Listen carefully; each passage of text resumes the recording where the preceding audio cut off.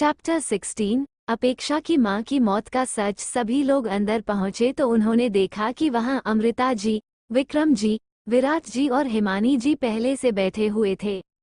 सत्या प्रकाश जी ने उन सबको भी बैठने को कहा। रूही अमृता जी के पास जाकर बैठ गई। आर्यन विक्रम जी के साथ बैठ गया। एक सोफे पर रुद्राक्ष और अपेक्षा बैठ गए और दूसरे सोफे पर युविका और सिद्धक। सत्य प्रकाश जी ने अपने स्टडी टेबल के ड्रॉ से कुछ तस्वीरें और एक फाइल निकाली।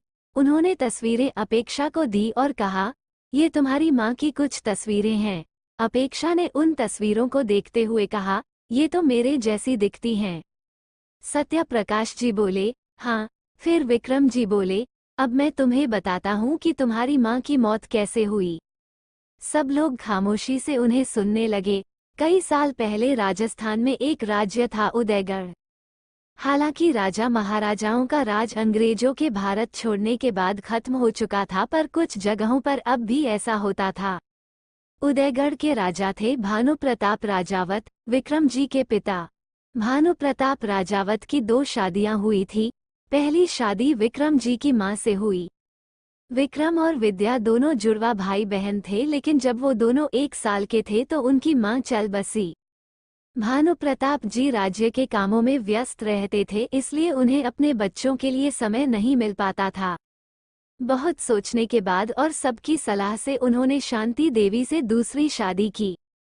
शांति जी ने भी विक्रम और विद्या को मां का पूरा प्यार दिया और उनसे कभी भी सौतेलों जैसा व्यवहार नहीं किया। 2 साल बाद उन्होंने एक बेटी को जन्म दिया जिसका नाम सेजल रखा गया। खुद की बेटी होने के बाद भी शांति जी के व्यवहार में कभी कोई बदलाव नहीं आया। वो विक्रम और विद्या से पहले जितना ही प्यार करती थी और तीनों बच्चों में कभी कोई भेदभाव नहीं किया। लेकिन सेजल को ये सब पसंद नहीं था। वो चाहती थी कि उसकी माँ और पिताजी का पूरा प्यार उसे ही मिले। विक्रम और विद्या भी सेजल से बहुत प्यार करते थे, लेकिन सेजल ने इस बात को हमेशा नज़रअंदाज किया। दरअसल सेजल ज्यादातर समय अपने ननिहाल में रहती थी और उसकी नानी हमेशा विक्रम और विद्या के खिलाफ उसके कान भरती रहती थी। छोटी सी उम्र से ये सब सुनने के कारण सेजल लालची हो गई थी और विक्रम और विद्या के लिए अच्छी भावनाएं नहीं रखती थी। शांति जी ने सेजल का ये व्यवहार महसूस किया और उसे ननिहाल भेजना बंद कर दिया, जिससे सेजल उनसे भी नफरत करने लगी। उदयगढ़ में एक नियम था कि राज्य की उत्तराधिकारी बड़ी बेटी ही होगी। भानु प्रताप जी अपने माता पिता की इकलौती संतान थे, इसलिए वो राजा बन गए, लेकिन उनकी 2 बेटियां थीं। जब उन्होंने विद्या से इस बारे में पूछा तो उसका जवाब था कि वो अपनी जिंदगी एक सरल तरीके से जीना चाहती है और उसे राज्य के कामों में कोई दिलचस्पी नहीं।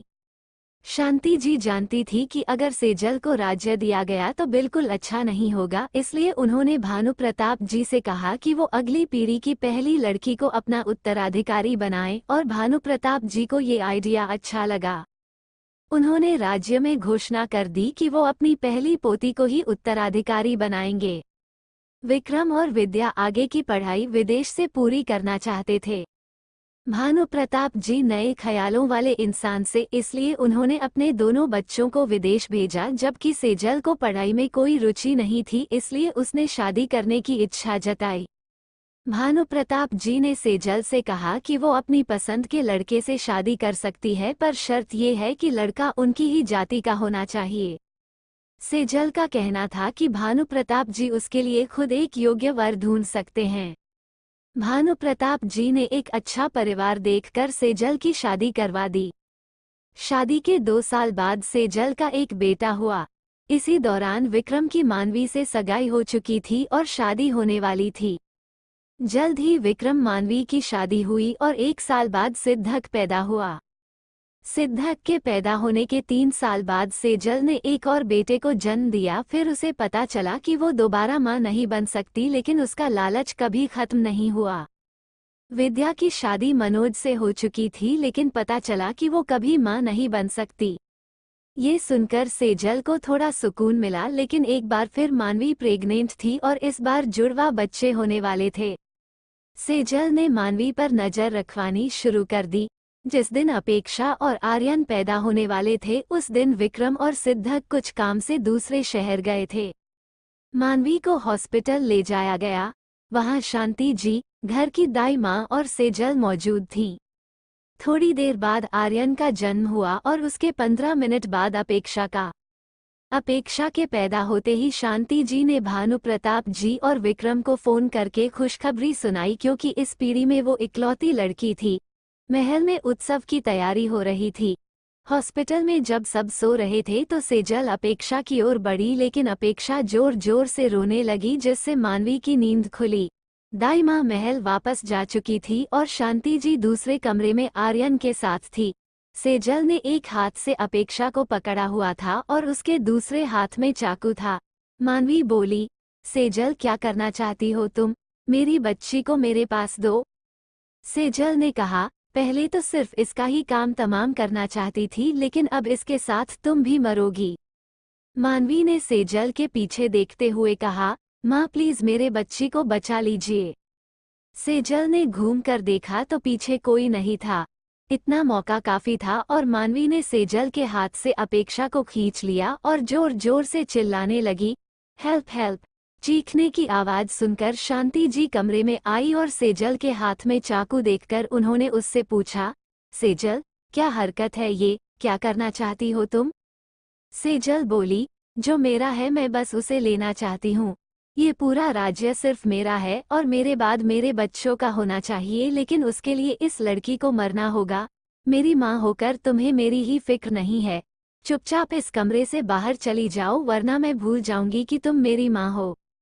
शांति जी ने सेजल के हाथ कसकर पकड़ लिए और मानवी से कहा, बेटा तुम अपनी बच्ची को लेकर भागो यहाँ से। मेरी चिंता बिल्कुल मत करना, तुम बस अपनी बच्ची का सोचो। कमरा बाहर से लॉक कर देना। मानवी ने ज्यादा कुछ नहीं सोचा और जल्दी से एक कंबल उठाया और कमरे से बाहर की तरफ दौड़ी, लेकिन सेजल ने उसकी पीठ में चाकू से वार किया। शांति जी ने सेजल को अपनी ओर खींचा। मानवी खुद को संभालती हुए कमरे से बाहर निकली और जल्दी से कमरा लॉक कर दिया। वहां सेजल और शांति जी की हाथापाई चल रही थी। सेजल ने चाकू से शांति जी का खून कर दिया। इसके बाद वो डर गई थी और कमरा बाहर से बंद था, इसलिए उसने अपने आदमियों को फोन लगाया, उन्हें दरवाजा खोलने को कहा। जैसे ही दरवाजा खुला सेजल उन्हें अपने खिलाफ सारे सबूत मिटाने को कहा। सेजल जानती थी कि अगर मानवी महल की ओर गई तो उसके आदमी उसे मार डालेंगे, इसलिए उसने किसी चीज की फिक्र नहीं की और फिर दूसरे कमरे से आर्यन को उठाया और अपने पिता भानु प्रताप को फोन किया और रोने की एक्टिंग करने लगी और बोली, पापा भाभी पर यहाँ हमला हुआ है। उन गुंडों ने माँ को मार डाला। माँ की मदद से भाभी यहाँ से भाग चुकी हैं। मैं दूसरे कमरे में उनके बच्चे के साथ थी, लेकिन इस और किसी का ध्यान नहीं था। भाभी अपनी बच्ची को लेकर भाग तो गई है, लेकिन शायद वो महल तक न पहुंच पाए क्योंकि गुंडे उनके पीछे पड़े हैं। वो मुझे कमरे में बंद करके चली गई है और मुझे कहा कि मैं उनके बच्चे का ध्यान रखूं। पापा प्लीज उन्हें ढूंढ लीजिए। ये कहते हुए उसने दूसरी तरफ से क्या कहा गया कुछ नहीं सुना और कॉल डिस्कनेक्ट कर दी। ये सारी बातें विक्रम जी ने सुन ली थी। वो सिद्धक को महल छोड़कर हॉस्पिटल आ रहे थे कि उन्हें मानवी जी भागते हुए दिखी।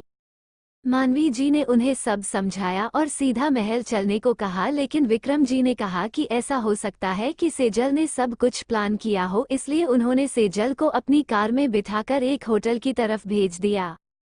उस होटल में सत्य प्रकाश जी रुके हुए थे। वो भी अपनी बेटी से मिलने जयपुर आए थे, पर बच्चों के पैदा होने से पहले महल नहीं जाना चाहते थे। विक्रम ने मानवी से कहा कि वो सत्य प्रकाश जी के पास जाए, वो सत्य प्रकाश जी से बात करके उन्हें पहले ही सब बता देंगे।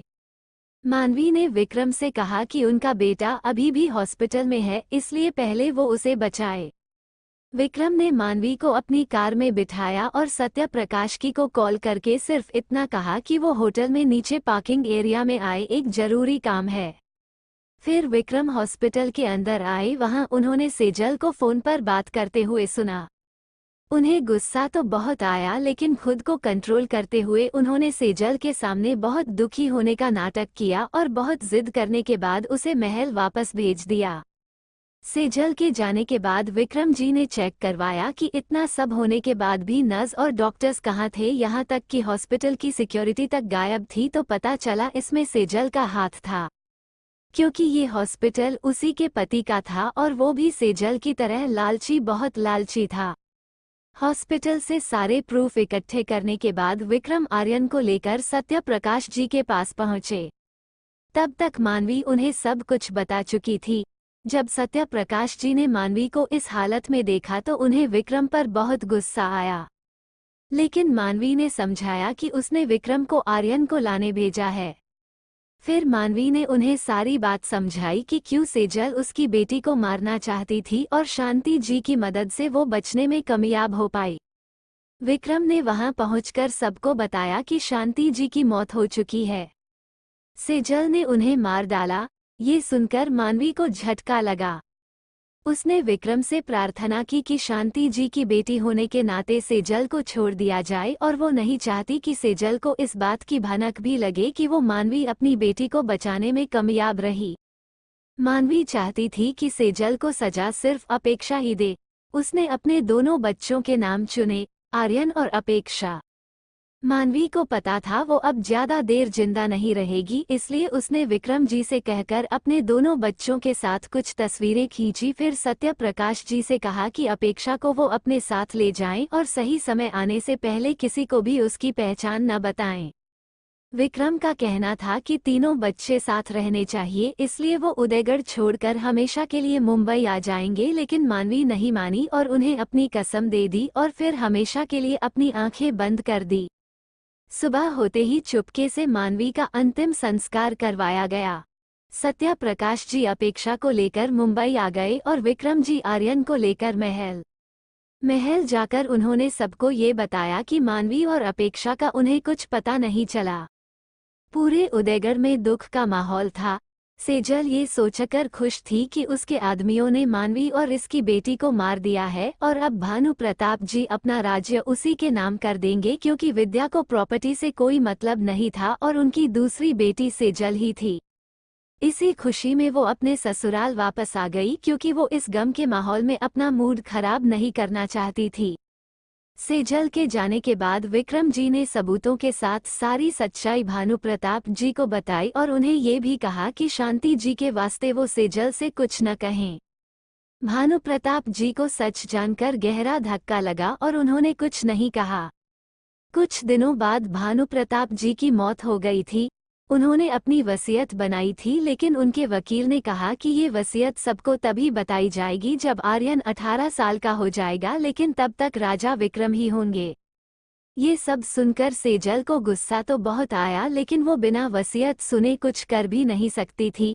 वहीं सत्य प्रकाश जी ने अपेक्षा को किसी सुरक्षित जगह रखवाया था और जब वो 2 साल की हुई तब मनोज और विद्या को कहा कि वो अपेक्षा को अडॉप्ट कर लें। ये जानकर कि अपेक्षा विद्या के भाई और मनोज की बहन की बेटी है, उन दोनों ने अपेक्षा को अडॉप्ट करने में ज्यादा देर नहीं की और बड़े प्यार से उसे बड़ा किया। अमृता जी और युविका के मॉम डैड तो पहले से ही सारा सच जानते थे, लेकिन सब बच्चों को संभालना मुश्किल हो गया था। रुद्राक्ष ने अपेक्षा को गले लगाया हुआ था, क्योंकि उसका रोना बंद नहीं हो रहा था। युविका की आंखों में भी आंसू थे और वो सिद्धक को शांत करवा रही थी। रूही ने अपना मुंह अमृता जी की गोद में छुपा लिया था और आर्यन विक्रम जी के कंधे पर सिर रखकर सिसक रहा था और विक्रम जी उसकी पीठ थपथपा रहे थे। कुछ देर बाद जब सब शांत हुए तो सत्य प्रकाश जी ने आर्यन और अपेक्षा को वो तस्वीरें दिखाई जो उस रात विक्रम जी ने होटल में खींची थी।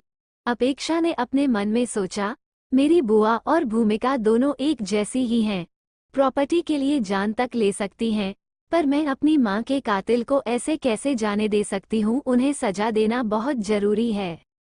अपेक्षा कुछ सोचते हुए बोली, मेरी माँ के साथ जिसने भी ये सब किया उन्हें सजा मिलनी तो जरूरी है और कानून उन्हें सजा देगा, क्योंकि मैं नहीं चाहती कि उनके बच्चे भी फिर हमसे बदला लेने आए और सालों साल यही चलता रहे। अगर आज भी उनकी फितरत नहीं बदली होगी तो मेरी पहचान पता चलते ही वो कुछ न कुछ तो जरूर करेगी। और अभी दादाजी की वसीयत का राज खुलना बाकी है, पर मुझे उससे कोई मतलब नहीं है। मैं बस अपने परिवार और दोस्तों के साथ खुशी से जिंदगी जीना चाहती हूँ। विक्रम जी बोले, जैसा तुम्हें ठीक लगे बेटा। तुम्हारी माँ और दादी ने अपनी जान पर खेलकर तुम्हें बचाया है, इसलिए सेजल को तो सजा मिलनी ही चाहिए। अपेक्षा ने कहा, डोंट वरी पापा, उन्हें सजा जरूर मिलेगी। फिर सत्य प्रकाश जी से बोली, आप मेरी और रुद्राक्ष की सगाई वाले दिन ही मेरी असली पहचान सबको बता सकते हैं, मुझे इससे कोई प्रॉब्लम नहीं है। मैं जल्द से जल्द ये सब खत्म करना चाहती हूँ। फिर खुद से ही बोली, और ये अनाउंसमेंट कैसे होगी उसके लिए मेरे पास प्लान है। सत्या प्रकाश जी बोले, जैसा तुम कहो। फिर उसे एक फाइल पकड़ाते हुए बोले, ये कुछ प्रॉपर्टी पेपर्स हैं। पूरा राठौर एम्पायर मनोज और विद्या के नाम था जो वो तुम्हारे नाम कर चुके थे। अब तुम 18 साल की हो चुकी हो तो ये इसकी मालकिन अब से तुम ही हो।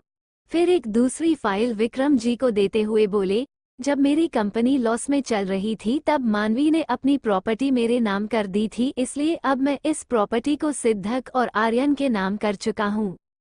अपेक्षा बोली, दादाजी अभी से इस सब की क्या जरूरत थी, मैं पूरा राठौर एम्पायर कैसे संभालूंगी। सत्या प्रकाश जी मुस्कुराते हुए बोले, उसमें मैं तुम्हारी मदद करूंगा और फिर तुम्हारे पापा भी तो हैं। बस एक बार सब कुछ ठीक हो जाए उसके बाद तुम्हारी और युविका की मेरे अंडर ट्रेनिंग होगी। आखिर उसे भी तो अपने मम्मी पापा की कंपनी संभालनी है। सिद्धक तुम्हारे पापा का बिजनेस देखेगा, रुद्राक्ष शेखवात ग्रुप को संभालेगा, आर्यन और रूही फैशन फील्ड में कुछ करना चाहते हैं और उनकी ट्रेनिंग युविका के मोम डैड देख लेंगे क्योंकि वो अब इंडिया शिफ्ट हो रहे हैं। युविका ने अपने मम्मी पापा से पूछा, आप लोग इंडिया शिफ्ट हो रहे हैं, आपने बताया क्यों नहीं। विराट जी बोले, तुम्हारे लिए सरप्राइज था। युविका उनके गले लगते हुए बोली, I hate surprise but I love you. ये देखकर सभी मुस्कुरा दिए और अपने अपने कमरों की ओर चल दिए। Chapter 17 engagement and plan in progress. देखते ही देखते एक हफ्ता बीत चुका था। इस दौरान सभी एक दूसरे के काफी करीब आ चुके थे। रुद्राक्ष और अपेक्षा के बीच नजदीकियां बढ़ रही थी। वो दोनों ज्यादातर एक साथ ही रहते थे। कभी रुद्राक्ष अपेक्षा को बिजनेस के बारे में बताता था, कभी अपेक्षा उसे साइकोलॉजी के फैक्ट्स बताती थी। रुद्राक्ष अपेक्षा की फॉरेन लैंग्वेज सीखने में भी मदद करता था।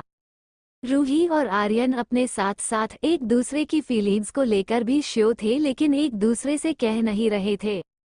वहीं सिद्धक और युविका भी करीब आ रहे थे लेकिन अपनी फीलिंग्स से अनजान थे। घर के बड़ों से भी ये सब छुपा नहीं था। वो अपने बच्चों को इस तरह देखकर खुश थे और उनकी जिंदगी में दखल नहीं देना चाहते थे, इसलिए चुप थे। इस बीच आर्यन विक्रम जी को रूही के बारे में और रूही अमृता जी को आर्यन के बारे में भी बता चुकी थी। भूमिका ने इस दौरान अपेक्षा से मिलने की कोशिश की लेकिन अपेक्षा उसकी कोई फोन कॉल रिसीव नहीं करती थी। राठौर निवास की सिक्योरिटी ज्यादा टाइट कर दी गई थी, इसलिए भूमिका को अंदर आने के परमिशन नहीं मिली।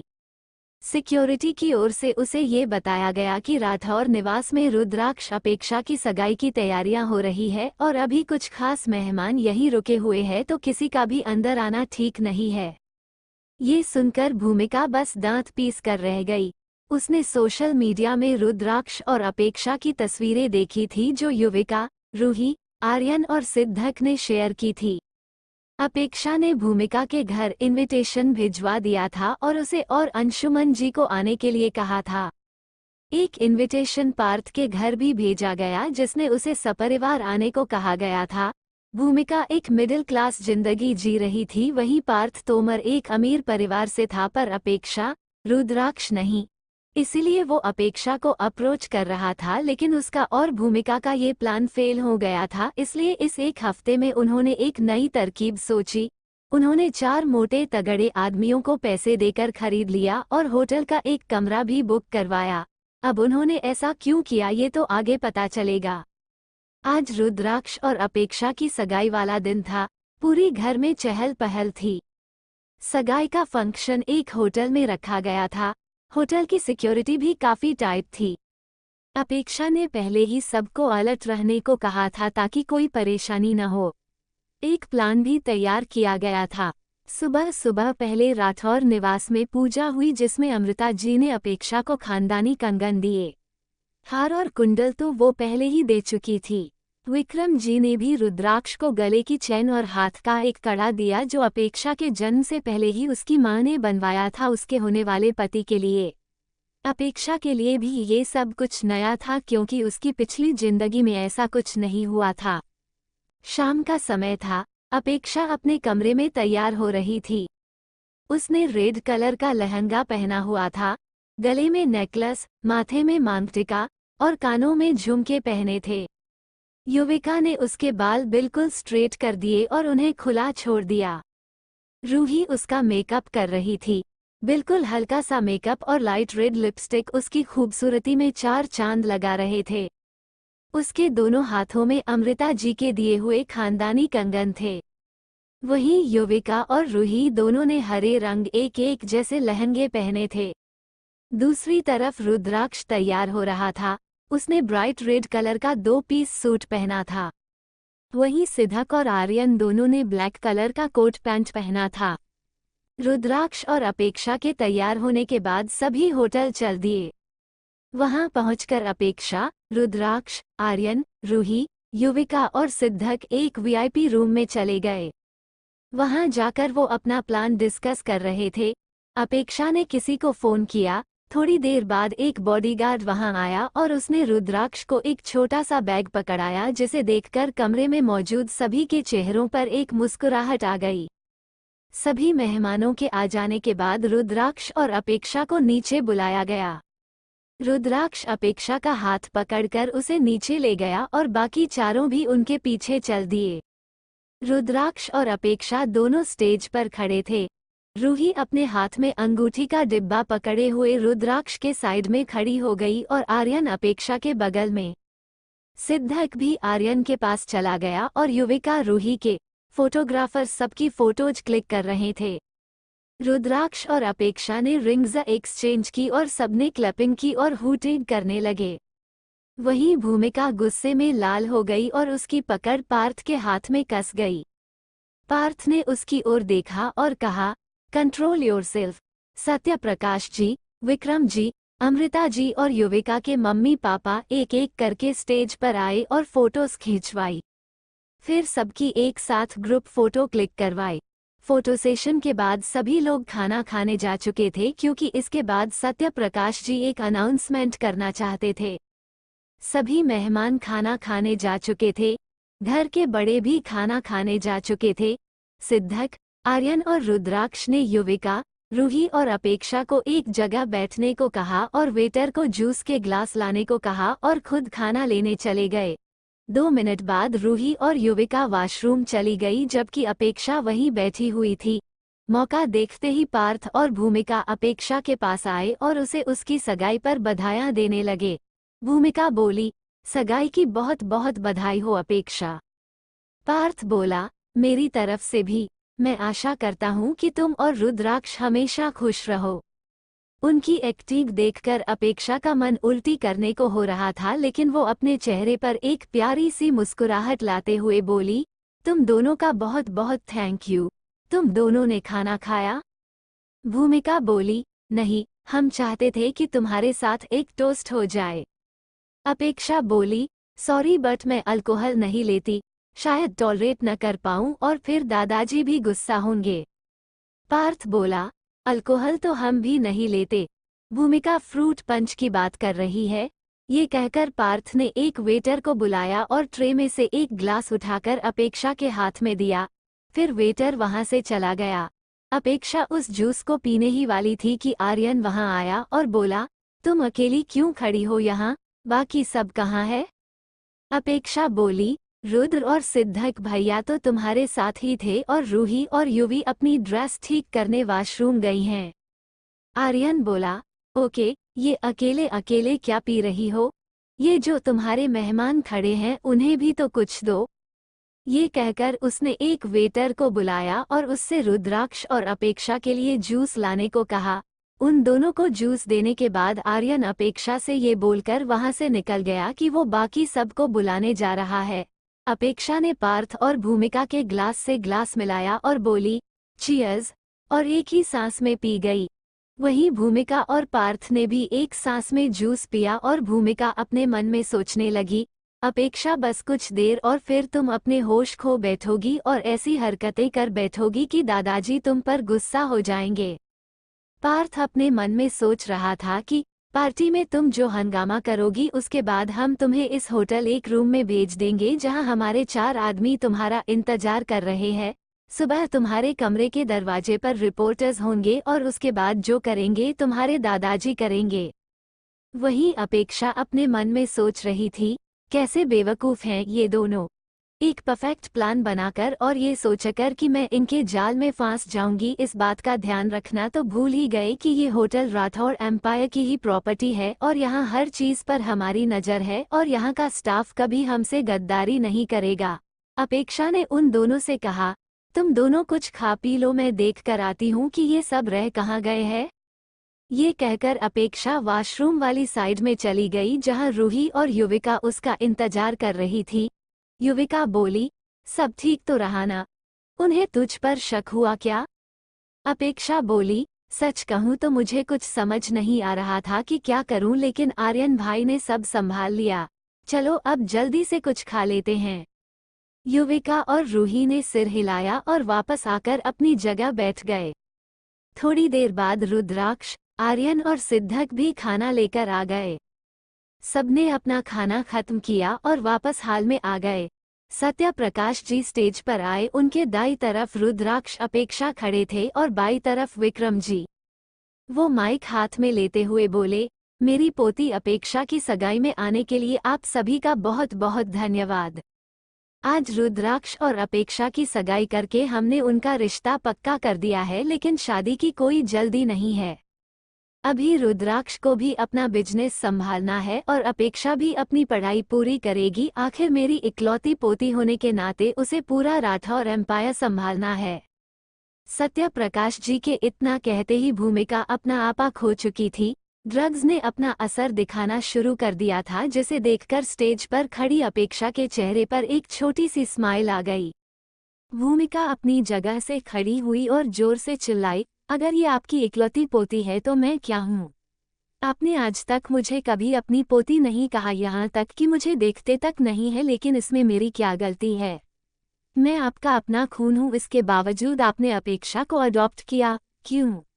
18 साल बाद आपने मिस्टर विक्रम राजावत से सुलह कर ली, लेकिन मेरे पापा जो आपसे इतनी बार माफ़ी मांग चुके हैं, उन्हें आपने देखने से भी इनकार कर दिया, ऐसा क्यों?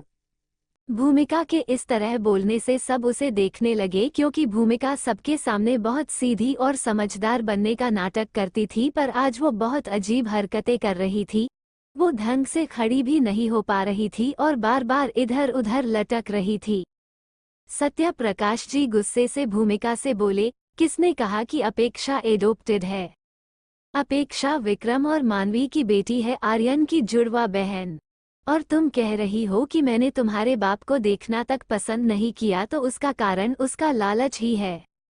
जब मुझे बिजनेस में उसकी मदद चाहिए थी तब वो हम सबको छोड़कर अपने हिस्से की सारी प्रॉपर्टी लेकर चला गया। उस समय मानवी की शादी हो चुकी थी, वो चाहती तो हमें हमारे हाल पर छोड़ सकती थी, लेकिन उसने और विक्रम ने भी हमारा बिजनेस बचाने में पूरी मदद की। जहाँ तक तुम्हें अपनाने का सवाल है, मैंने तुम्हारे पीछे अपने आदमी लगाए हुए थे, तो तुम भी अपने बाप से कम नहीं हो। तुम और ये पार्थ अपेक्षा को क्यों अप्रोच कर रहे थे, ये मैं अच्छी तरह जानता हूँ। सत्या प्रकाश जी के मुंह से सारी सच्चाई सुनकर सभी मेहमानों के मुंह खुले रह गए। उन्होंने ध्यान से अपेक्षा की तरफ देखा तो पाया वो अपनी माँ मानवी की तरह ही दिखती है। युविका भूमिका के पास जाते हुए बोली, भूमिका तुमने पी हुई है क्या? पार्थ ने युविका को भूमिका से दूर धक्का दिया, अगर सिद्धक उसके साथ नहीं होता तो वो गिर सकती थी। युविका बोली, Parth Tomar, how dare you? Parth बोला, सिर्फ तुम्हारे ही कारण ये अपेक्षा हमारे जाल में फंसते फंसते बची है। सिद्धक बोला, what do you mean? Parth बोला, ये युविका ही अपेक्षा को बार बार हमारे खिलाफ भड़काती रहती थी। कितनी मुश्किल से तो मैं उसकी गुड बुक्स में आया और उससे दोस्ती की, लेकिन ये और वो रूही हमेशा बीच में आ जाती थी। अपेक्षा का बर्थडे बर्बाद करने के लिए हमने उसकी ड्रेस और मेकअप में फायर पाउडर डाला था, लेकिन इन दोनों ने पहले ही उसे मेकअप और ड्रेस दे दी। लेकिन आज ये अपेक्षा बच नहीं पाएगी। सबने हैरानी से पार्थ की तरफ देखा।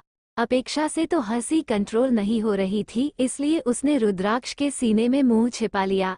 सबको लगा वो रो रही है, लेकिन रुद्राक्ष ही जानता था कि वो अपनी हंसी कंट्रोल कर रही है। आखिर ये उन सब का ही प्लान था।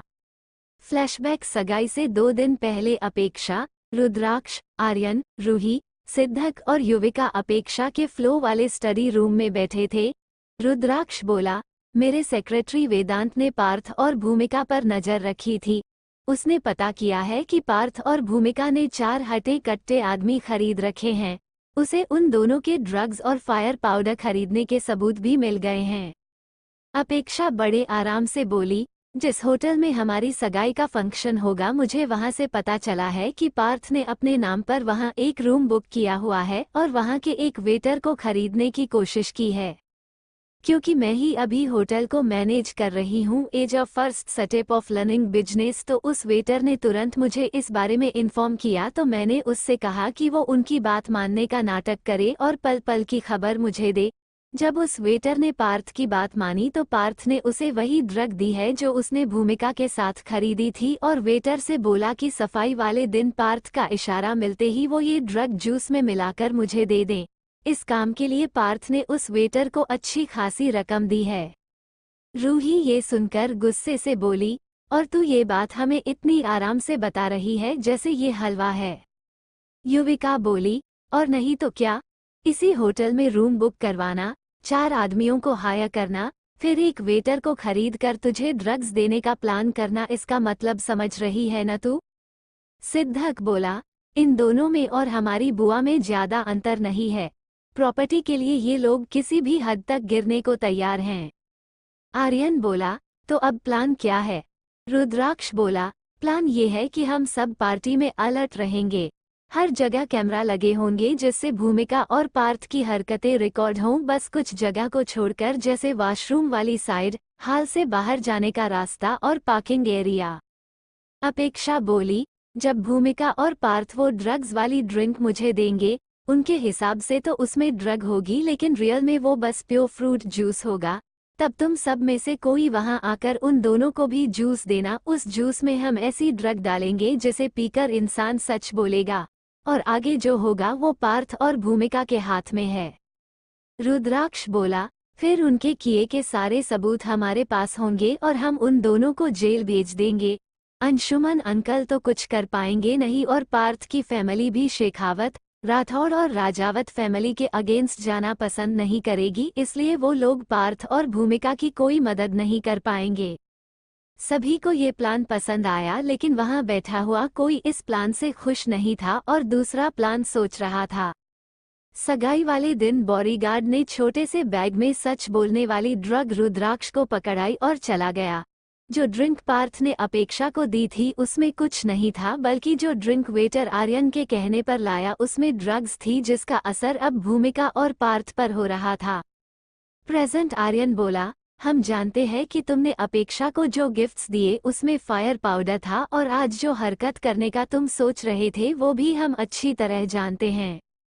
भूमिका बोली, क्या तुम्हें पता था कि हमने अपेक्षा को जूस में ड्रग्स मिक्स करके दी थी, पर उस पर तो कोई असर ही नहीं हो रहा है। उल्टा हम दोनों ही अपने सारे प्लान तुम्हें बताते जा रहे हैं। रूही बोली, क्योंकि तुम दोनों ने बहुत ज्यादा पी ली है और नशे में इंसान अक्सर सच बोलता है। फिर सत्य प्रकाश जी ने एक बार फिर माइक में कहा, यहाँ आने के लिए आप सबका बहुत बहुत धन्यवाद। कुछ लोगों के कारण यहाँ का माहौल बिगड़ चुका है, इसलिए मैं आप सबसे माफी चाहता हूँ। ये पार्टी यहीं खत्म होती है, अब आप लोग आराम करने जा सकते हैं। रहने का इंतजाम इसी होटल में है। वहीं भूमिका अपेक्षा की ओर बढ़ी और उस तक पहुंच ही गई थी, लेकिन रुद्राक्ष ने उसे धक्का दे दिया। आर्यन ने भूमिका का हाथ पकड़ा और उसे खींचते हुए हाल से बाहर ले गया और एक बॉडीगार्ड से पार्थ को भी बाहर ले जाने के लिए कहा। हाल से बाहर जाने के रास्ते में आर्यन ने चुपके से एक इंजेक्शन भूमिका की गर्दन में चुभा दिया। तभी भूमिका का फोन बजने लगा और उसने देखा कि किसी अननोन नंबर से कॉल था। आर्यन ने कॉल रिसीव की तो ये उन आदमियों में से एक का था जो होटल रूम में अपेक्षा का इंतजार कर रहे थे। आर्यन ने कॉल डिस्कनेक्ट की और उसी नंबर पर एक मैसेज भेजा, लड़की पार्किंग एरिया के सामने लाल रंग की गाड़ी के पास है।